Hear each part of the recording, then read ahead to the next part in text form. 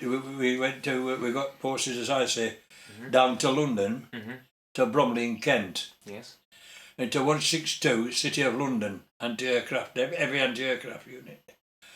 So we got off these wagons, these vans, well, you call them wagons, 30 weights, you know, and we got put on guns, which we'd never seen before, to learn. And we stood by on there, and there was reconnaissance planes coming over, German reconnaissance plane, and we weren't allowed to fire at them. Really? Because we got an explanation about 3 or 4 days after. He said when them planes come over, they didn't want, he said about shells flying, he said Spitfires and Hurricanes, who went and met them and shot them down. And they tried to shoot them down over at Chandler if they could, you know, instead of landing on populated areas. This is what they told us, you know. And you sat there with a bloody gun and this bloody German plane going across your reaching to fire it. It's natural, isn't it? Because we're only lads, you know. And so they said, oh no, we're not allowed to do reconnaissance. And then we had another dude, like, you human being, inquisitive devil.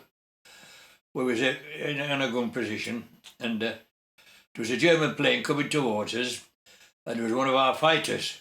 I don't know if it was a Hurricane or a Spitfire. I could see all these lights on wings on the fighter behind, firing at his plane, you know. And of course, we all got up and stood over in front of him. These red lights, you know, how ignorant you could get. Maybe, you know, it's a spur of the moment. You was mesmerised for the time being, you know, and said, our officer said, if I hadn't known that plane was good, was run out of ammunition, that fighter, he said, you'd all been on a charge. You see, and what the army runs on, if you say you shot yourself in your leg or your arm, or you put so you couldn't do your job, you was a self-inflicted wound.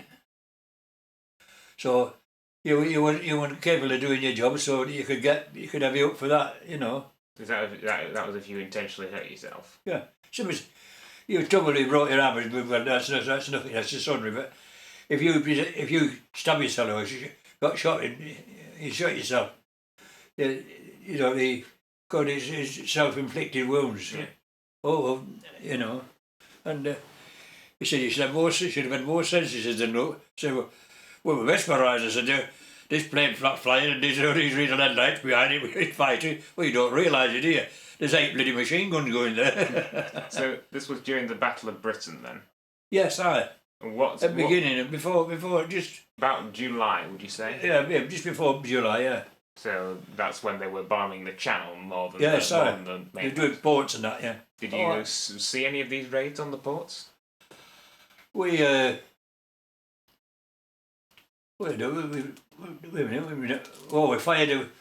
at a Messerschmitt once, one night, one day at a time. We fired with radar. I mean, all right. Yeah. We fired with radar, and nearly all range we got on our radar was the bombers were flying about 15,000 feet. Now there's lots of sky up there, it's somewhat, isn't there? We're going. So we put box barrages up. You know, a load of gun sites. Well, they call them. They're the master gun site. Now they plotted this so that all gun sites fired together, like some fired before others, you know, to get to distance, you know, because some had short distances to go shells and some had a long way. And he said, did we do well? You know, he said to one of the radar lads. He said, oh, it's still flying, he says. That was the first time. We couldn't see, you know, he'd fly with radar in dark, you know. That the first time you fired and the gun was fired? Oh, that was for them, yeah. Then we fired. We used to go out during the day, and the laugh was that we used to go on to guns about 4 o'clock afternoon, and have our tea first, then we used to go on guns about 4 o'clock afternoon, and they used to fetch not cooking fat. We used to fetch a dripping. We used to get these buns with dripping. you know, and a Dixie Cocoa. All right. Actually, that's better. Actually, Yeah. that allows you to lean forward a bit. Sorry. I'm sorry about that. It's fine. A Dixie Cocoa. Right. And it's surprising.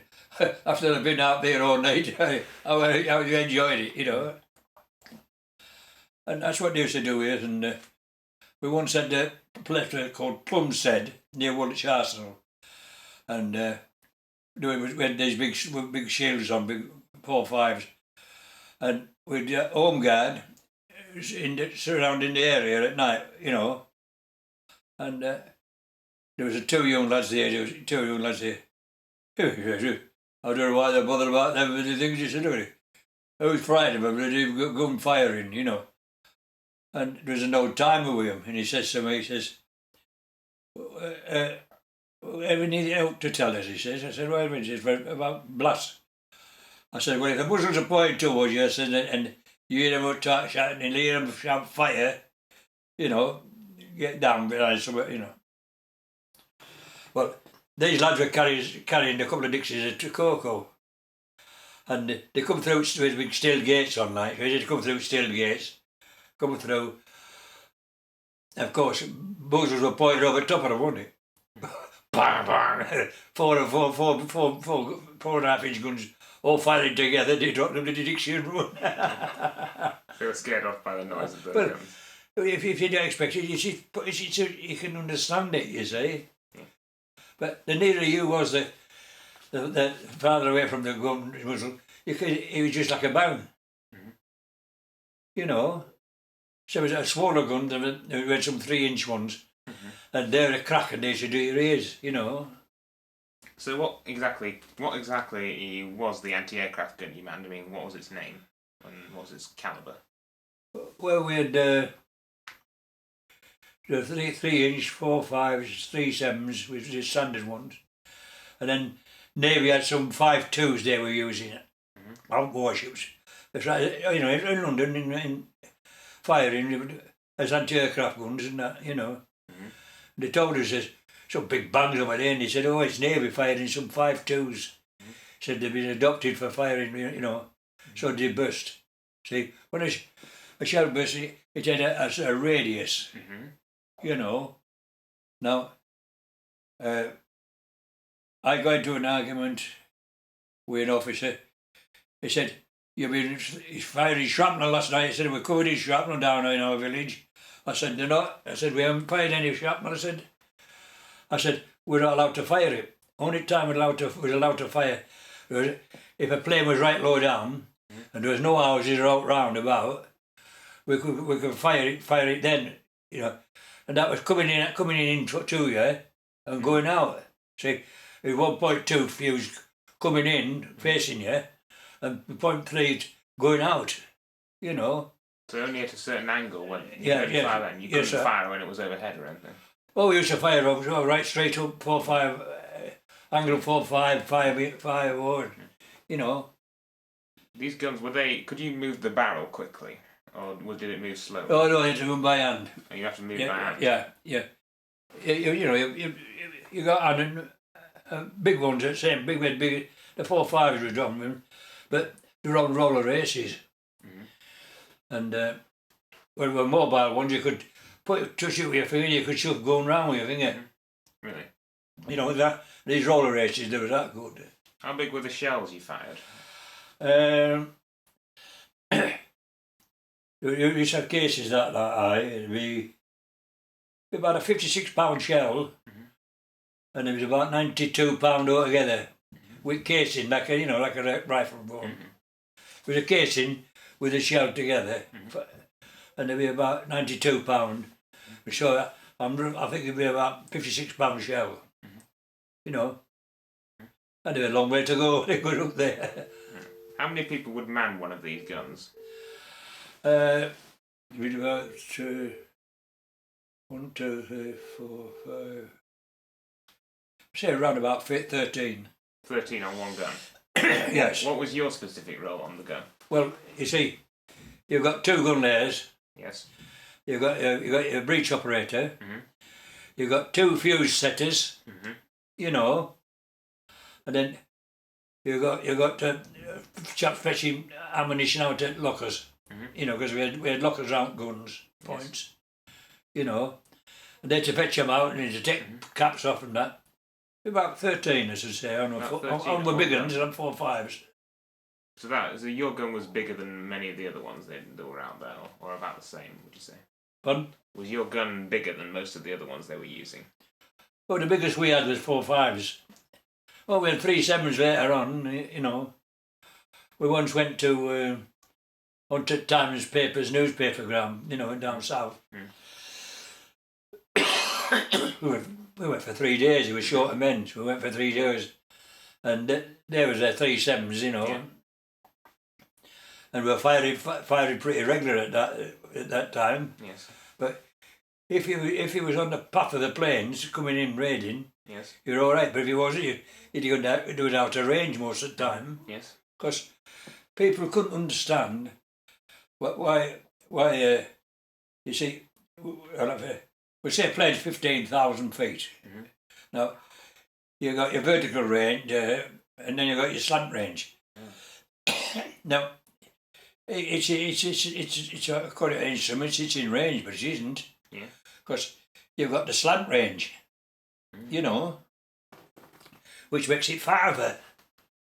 So to do it out of range, we couldn't, because we had 30-second fuses on them, you know. Yes. Oh, we got to, but it was interesting, like, you know. But we had a bit of an instance in Zimbabwe. They were firing Africans at target practice, you know. Yes. And I was on Nightfinder then at prime time, and one of the chaps says, "Blimey," he said, "look," he said, "we've got tracer shells now on these 3.7s, you know." And I opened my goblet and I didn't know it was in one of the officers near me. I said, "Oh," I said, "that's right." I said, "Oh, ammunition wants checking out of that locker." And of course my mate, with 3 of us on range finder, he says, "Why, what's to do with it?" I said, it could be damp. Well, you had a primer that went in the base of the shell, where fermenite of mercury was at the outside, and inside that was gunpowder.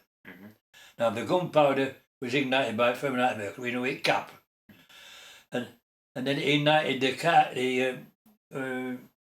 cordite. Yes. So, and this took in a split second of a second, you know. And I wasn't that gunner. He says, "I wouldn't have to work with that gunner after." He says, "Down the command post," went down.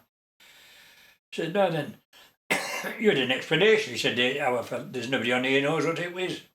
So I told him about it'd be damp. It could go green round damp primer, you know. I said, "No. If it's damp," I said, "you get an hang fire. And it goes up, and it's like a tracer shell, because the cordite's still burning it, and it's sticking to the base of the shell, you know." Oh, and what was it? He says, "How do you know all about it?" I said, "Well, before I came up." I said, "I was at Coventry." I said, "and they pledged us ammunition." I said, "We went check through it." I said, "I was with one of the explosives fellas, you know, from the factory." Yeah. And he told me what to look for and how to look, you know, this fella. And, oh, that'll give you a good laugh. Went into this munition place for some boxes, and there's 2 shells in the 3.7s in a tin box like that, you know. And these rollers, you know, and these fellas were throwing them down on rollers, you know, in there. They say, "Yeah, lads," he says, and so he slung them down and just picked them and just threw them up floor. He says, "You're throwing that on the floor." He said, "It's all right, you know, wait go off." He says, "We tried to put wind up you, like you said, but you said you put wind up us." But see, they're protected inside, and they were powder burning. See? That was on these 3.7s. On the big guns, there were time clock. It's on time, you know. And we went to one or two places at, I don't know, this ammunition job, and we got trained. Oh, I'll give you a good laugh. We after Blitz, there was a lull in the Blitz. We went up to Trosfinney, you know, firing at droves, sleeves, you know, for a rest, you know, and did a radio controlled plane them days, you know. Same as that one the Yanks have got. And they used to fly around, they used to fire at it. But you did put your height in, so you wouldn't hit it, you see, because it cost so much money. So lads was giving it a bit more distance, you know, to fire a bit more in front of it. He said, don't have to go, them guns have been tried, I can't see. He stuck to the gunnery, you know. Fire, I don't know. And he said, are you all right? Yeah, you're in there. It's fine. Yeah. And he said, oh, if you don't, everybody's trying to do that. And then about 3 days later, they put a big balloon up, you know, like a Paddy's balloon. Yes. They had a little box inside on it. Said, right, oh, we said, we're going to fire now, we're going to fire that box. Oh, we're going to hit that bloody balloon, you know, because it was about maybe half a mile away, this box on this balloon. And this was special ammunition. And it was testing radius of burst. The theodolite, did they call them? But looking at things, anyway, they had a gadget there, they could mention it, you know, where the explosion was and what it did, you know. And he said, you know, where do we hit balloon? He says, we make sure of that. He said, listen, you do wrong. He said, I'm this with instruments, you know. But we have got some good laughs on a lot of things like that, you know. So you were one of the range finders, were you? Pardon? You were a range finder then, were you? No, we did everything. Oh, so you just swapped jobs on various days? We did every job, because it was a mobile unit, see. Yeah. The 3-7s had wheels on, we could tow them in a truck, you see. Okay. And we had a major who did 6 weeks at cookhouse learning cooking. And then, of course, he did so long washing up. And then he did so much on height finder. And then he did so much on a predictor, that's a predictive future position. You put the information to it. And well, what was the course? Oh, I did East Grinstead. I was on I was down and it said, oh, I've just got the job for you, he said, one of our majors. And I had an plotting table in East Grinstead.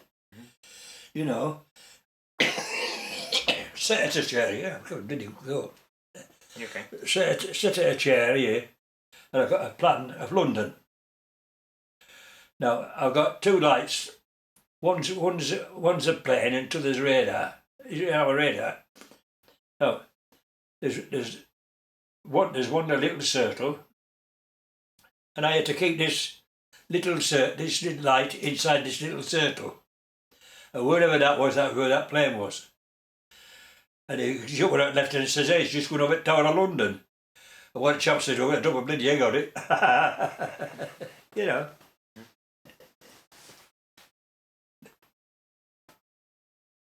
So how accurate would you say these guns were you were using?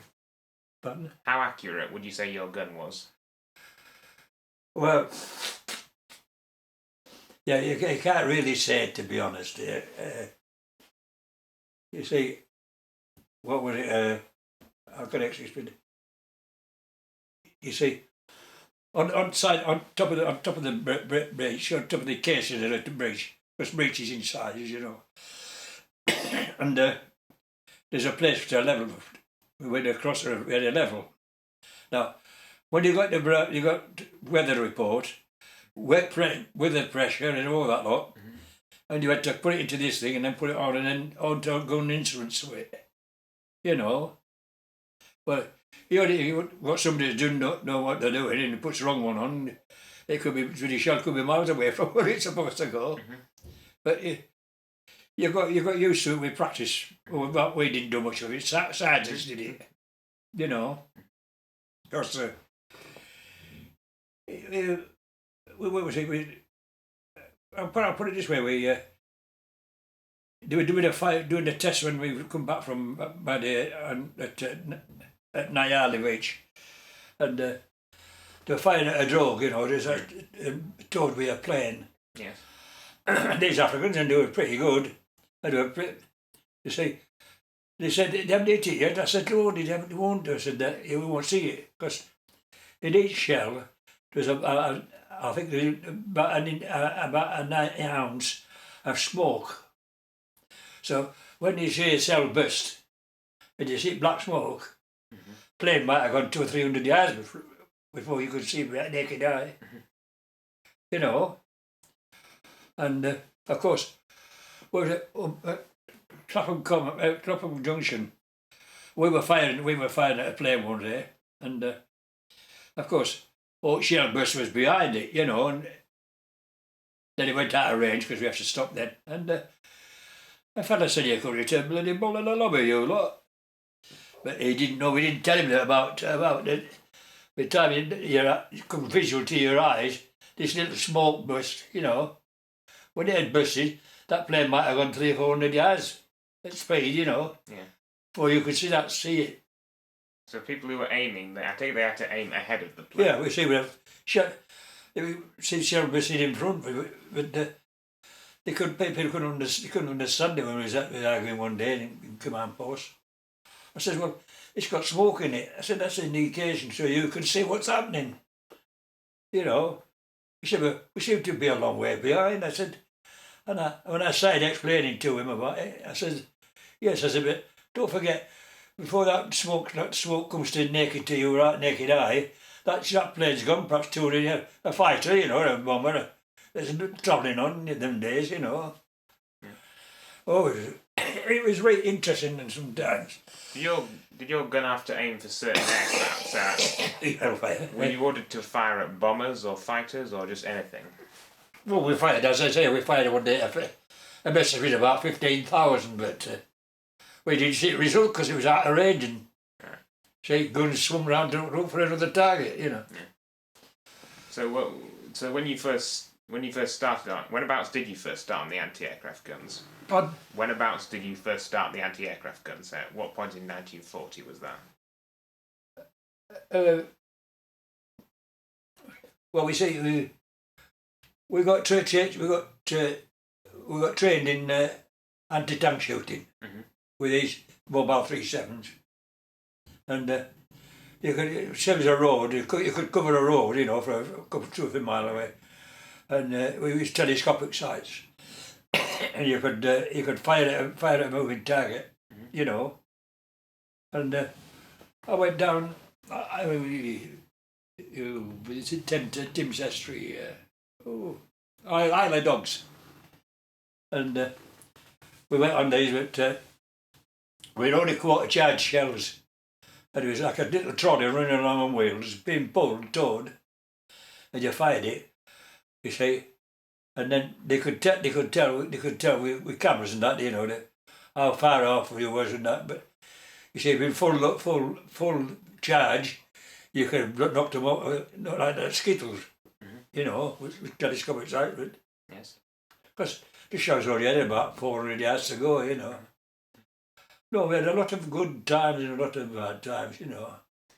So just going back to your time in the Blitz again, how often would an air raid occur? I mean, would it occur every night or every once a week? Well, you see, at the beginning, when they started losing a lot, you got them during the day, then we got them at night, and then, we'll put it this way, you can never guarantee you're going to get your meal, because you might go, as I said to you, we went at 4 o'clock at afternoon until maybe 9 or 10 in the morning, and we had to carbonate soda, we had to boil barrels out, we had to clean them out with boiling water, gun barrels, soda water, and you might have just done that. fire a couple of rounds, because we're still firing with radar through clouds, you know. You can never see what we're hitting or something. Then you might go back, you get sat on your breakfast, get halfway through your breakfast, belly to go again, you go to leave your breakfast, you come back, it was cold, and it happened regularly with meals during the day. So was the When siren... it was cloudy, you didn't need to go over, it was fine, really quite clear. So was the siren the only indicator you had of a raid? Oh, well, sirens used to go after us. We were out guns then, many a time. Yeah. And a fella complained, he said, that's not right, them guns firing. He said before we civilians know about sirens.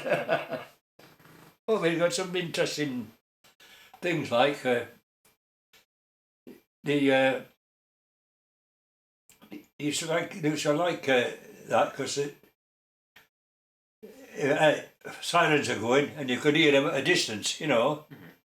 We say you could hear them say Preston or from Preston, you know, but not wind on direction of wind. And if you said, hello, we better get ready to go on to guns.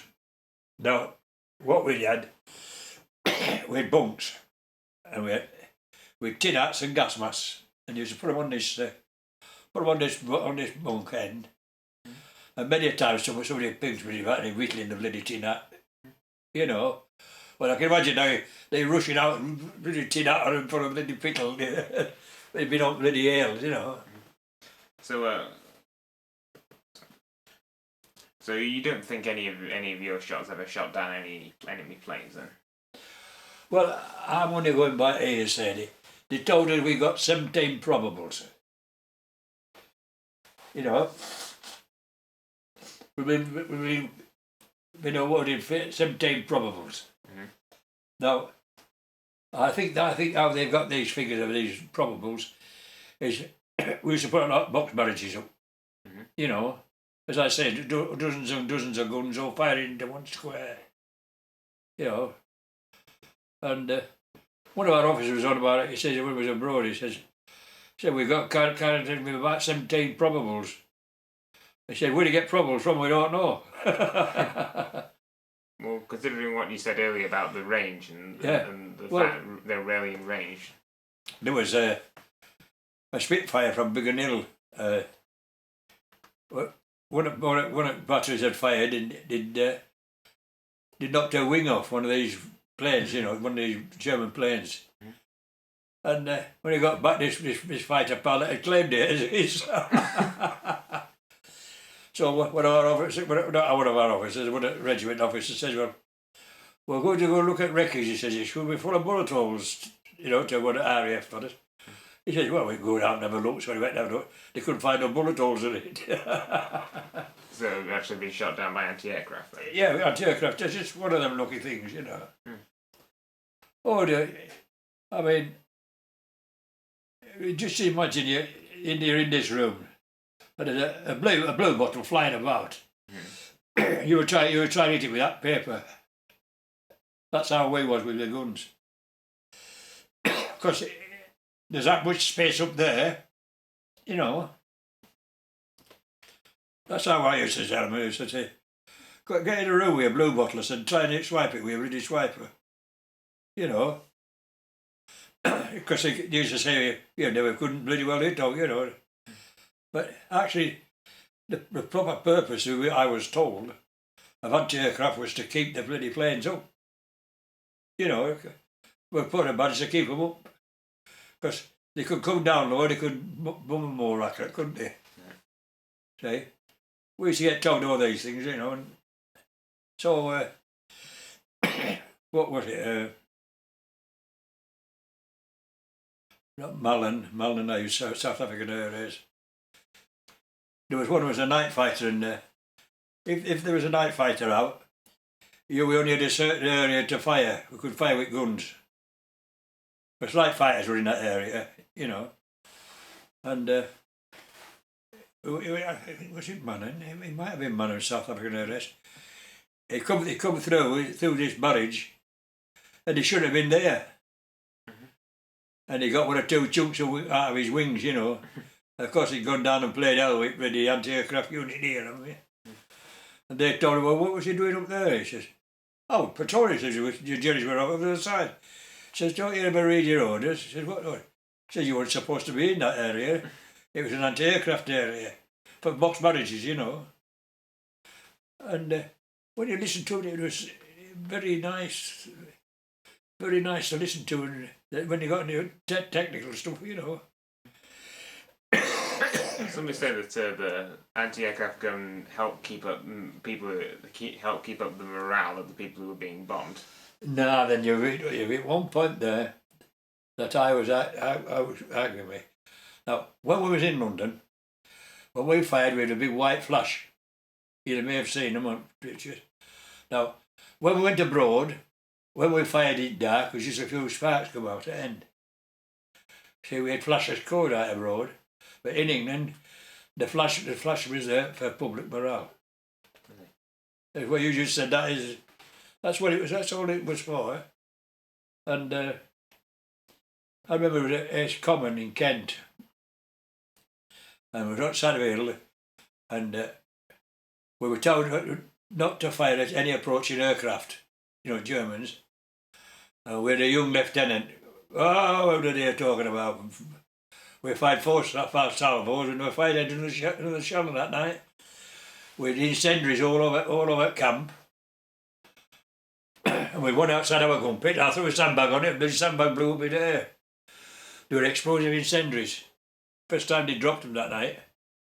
So we had to have every gun site had to be warned, and every services they could tell, you know, ARP and all that, about these incendiaries, because people used to. But one, we heard that one was getting killed. He threw a bucket of water over an incendiary. No, you can't do that with that stuff. And it blew back, and it burnt all his stomach here. Because it's like a frostless stuff, you know. What did they... Napalm is going... Napalm what? Napalm. No. Yeah. But we think it's something like that, you know. Afterlife, we do not remember at the time because we didn't know nothing about that stuff. Were you ever did any bombs ever strike near your position? Well, one or two dropped out, maybe. What was it? Aye, what was it? Ace coming. And there was we had a radar out. And the two radar operators had just come out. And they really got craters landing come up the side of where they was. You know, it'd have killed them, like, because all splinters had went through radar. And then the night after, there was an outpost to go up. Now they started dropping oil bombs, you know, and the driver got out, he went out to pay for the coal, and the oil bomb landed right on top of the bloody bus, you know. Of course, our lot was told cease fire right away, because if you got a bus about 100 yards away and you start firing with guns, these guys, England bloody bombers have got an idea where bloody guns are, they could come down and have a do with you know. Oh, I'll tell you another incident, I'll give you a good laugh. There was 2 Spitfires who used to work a battle tactic out and put it into practice in air, you know, to do certain manoeuvres, and they collapsed it head on. Well, they come down about 400 yards from our camp. So you see that bloody bang and some flame and smoke over there. So we went over, and RAF had landed, and they just put it out. Bloody ignorant again. We're all walking round from in front of wings, aren't we? Bloody planes still smouldering. There's eight bloody machine guns there. They could have set off any time. Couldn't they with 8, you know? And our RAF officer come up and says, "Get your bloody self away from me," he says. "See, don't you want to know them bloody posters? There's machine guns in there." He says, "You've got live ammunition," he says. You know. So we couldn't get out quick enough. And they had a clock in, you know.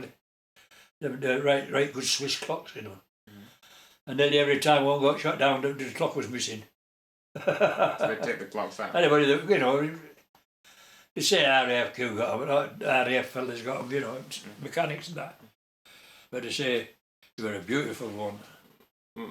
When say out the morning after an air raid or something, what were the people who'd been bombed like? I mean, did they seem unhappy? No, I only got to know him once, and I was talking with him like, and they all bonded together. Yeah, same as a street. You get some people that won't talk to someone and won't talk to another. Well, what they did, they all got together. They all bonded together, helped one another. See, the people that had lost their houses, they used to take them in and look after them, you know. Because, let's face it, there wasn't a lot of money about them days, was there? Mm-hmm. What was the biggest raid you can remember? Yeah. When that daylight raid, they come over in diamond formation, and well, we weren't in range of those for our guns, and guns were firing to break them up. See, their idea was to break them formation, because if you get a load of bombers in a certain triangle, or, you know, that they can protect one another with the guns, can't they? You know. Well, that was to try and break that up. That's what they said they were for. To break these formations up. You know. Yeah. They did a lot of it, but where we was, you see, we weren't on the flight path, what they called the flight path. The regular trip into London. Mm-hmm. We were off it, you see. Well, them that was on it were firing every night, paying 400. We only fired about 800 rounds and had to change bottles. Mm-hmm. You know, like liners in guns, and they had to put a new bottle in, you know, a new liner in. We fired 700 once, in about a fortnight, 3 weeks. And one of the guns, one of the batteries, they'd fired about over 800. And they fired it, and it fired end split. You know, end battle split. Really? Of course, we'd been propelled out, shall went away before it exploded a long way away from guns. You know. But what as I tell you, was told many times you used to get theory off of these technicians. But if the rifle in a gun's called the langs, the rifling, you know. Now, if that been firing that many shells, and it's worn the langs away, it's just nothing to stop it from spinning round in battle.